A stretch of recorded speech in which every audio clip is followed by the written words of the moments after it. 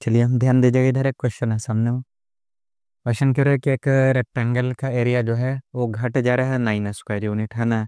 Rectangle का area कितना घट जा रहा है, तो 9 स्क्वायर यूनिट। कब घट जा रहा है, तो कंडीशन है कि अगर लेंथ को हम 5 कम कर दें और ब्रेथ को हम 3 बढ़ा दें। इसका मतलब हुआ कि रेक्टेंगल का पहले से कुछ लेंथ था और कुछ ब्रेथ था। बात समझे ना, कि रेक्टेंगल होगा तो उसका कुछ लंबाई होगा और कुछ क्या होगा, चौड़ाई। दोनों में से कोई नहीं मालूम है तो मान लेना पड़ेगा, है ना।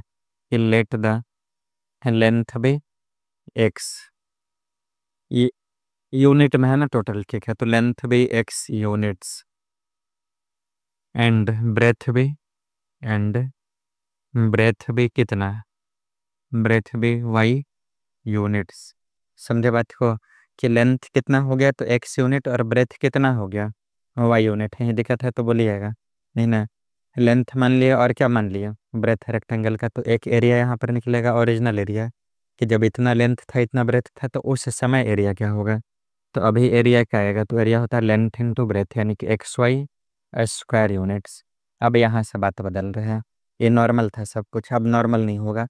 अब कह रहा है कि रेक्टेंगल का जो लेंथ है उसको हम 9 नहीं, एरिया 9 स्क्वायर यूनिट घट जा रहा है। कब, तो जब लेंथ को 5 यूनिट कम किया जा रहा है तब।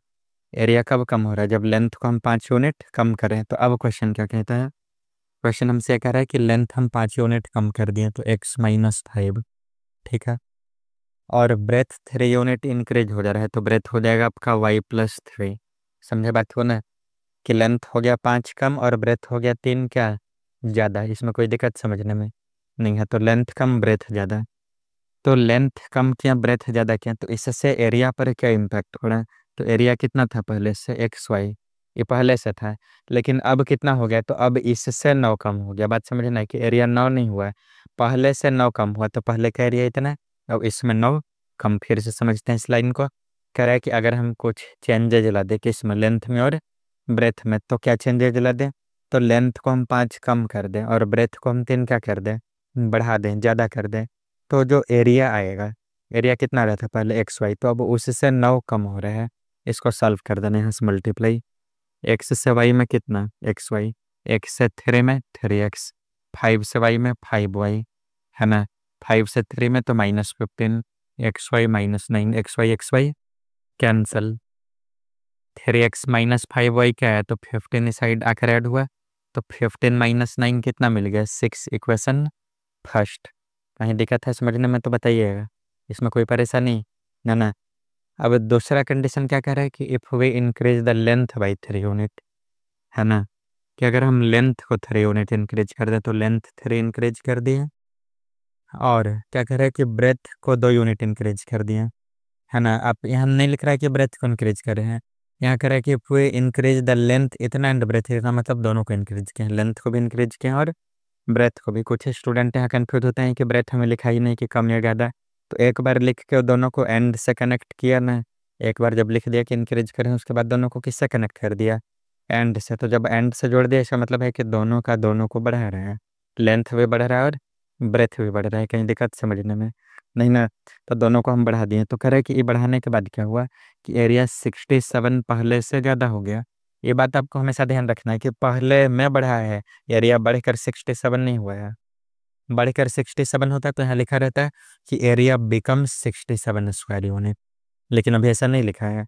अभी लिख रहा है कि एरिया में इंक्रीज हो रहा है।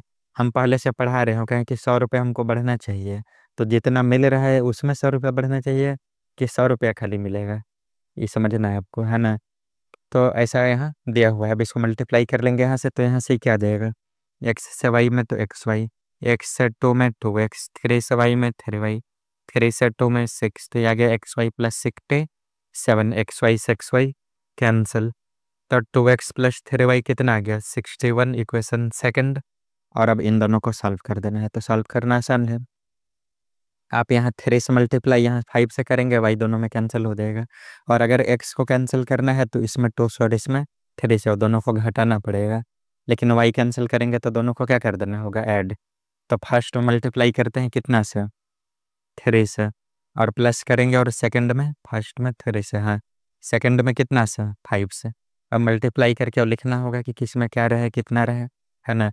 चलिए क्वेश्चन फर्स्ट कहाँ तो यहाँ पर कि 3x माइनस 5y कितना मालूम है 6, और इसमें मल्टीप्लाई किससे 3 से, तो 9, 15 और 18, तो ये बन गया आपका 9x minus 15y is equal to 18। ठीक है, सेकंड में कह रहा है कि 5 से इंटू होगा, तो 10x 15y और 305, 10x 15y और क्या मिल रहा है 305। कहीं दिक्कत समझ पाने में नहीं ना। अब ये दोनों हो गया आपका कैंसिल, कितना आ गया 19x कितना, तो 323, 19 से 1 टाइम है ना, कितना बच गया इधर